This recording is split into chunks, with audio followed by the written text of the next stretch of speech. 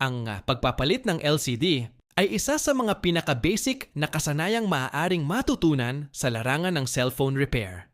Ito rin ang isa sa mga pinakakaraniwang serbisyong ginagawa ng halos lahat ng technician mula sa mga baguhan hanggang sa mga veterano. Dahil sa mataas na demanda nito, madalas itong nagsisilbing unang hakbang ng maraming technician sa kanilang paglalakbay sa industriya ng pagre-repair ng cellphone. At dahil dito, nararapat lamang na pagbutihin natin sa bawat pagkakataon ang pagpapalit ng LCD. Huwag nating isipin na dahil isa itong basic na repair ay maaari na rin natin itong gawin ng basta-basta. Tandaan natin na ang LCD replacement ang unang hakbang ng maraming technician tungo sa pagiging isang mahusay at veteranong technician. Kaya ugaliin nating ibigay ang ating pinakamahusay sa bawat LCD na ating pinapalitan. Kapag nasanay tayong gumawa ng may kalidad, disiplina at pagmamalasakit kahit sa mga basic na repair, mas magiging matatag ang pundasyon ng ating kaalaman at mas tataas ang kalidad ng serbisyong na ibibigay natin sa ating mga customer. Huwag din po nating ikumpara ang gawa ng ibang technician sa sarili nating gawa, lalo na kung umaabot tayo sa puntong iniisip nating mali na ang paraan ng iba at ang tanging tama ay ang sarili nating pamamaraan. Magkakaiba po tayo ng estilo, diskarte at karanasan.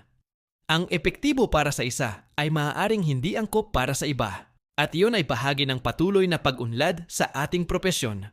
Sa halip na pagtalunan po natin kung sino ang tama at kung sino ang mali, mas makabubuting ituon natin ang ating pansin sa kalidad ng ating sariling trabaho at sa kasiyahan ng ating mga customer. Hanggat ang isang pamamaraan ay ligtas, maayos ang pagkakagawa at naibibigay ang tamang resulta, nararapat lang din po itong igalang.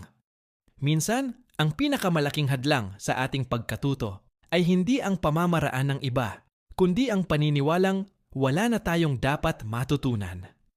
Kapag nanaig ang ating ego, mas madali nating mapuna ang kapwa kaysa makita ang mga bagay na maaari pa nating paghusayan.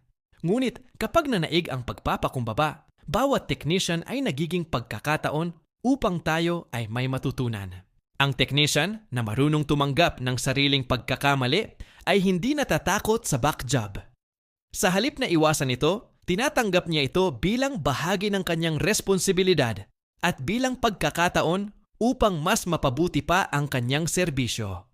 At higit sa lahat, hindi niya ipinagmamalaki ang mga linyang gaya ng 3 taon na akong technician, wala pa akong back job.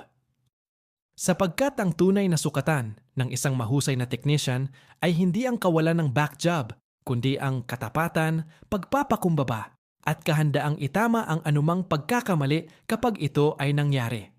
Ang pagiging mahusay ay hindi nangangahulugang hindi ka na nagkakamali. Dahil ang tunay pong kahusayan ay makikita sa kung papaano po natin hinaharap at inaayos ang ating mga pagkakamali.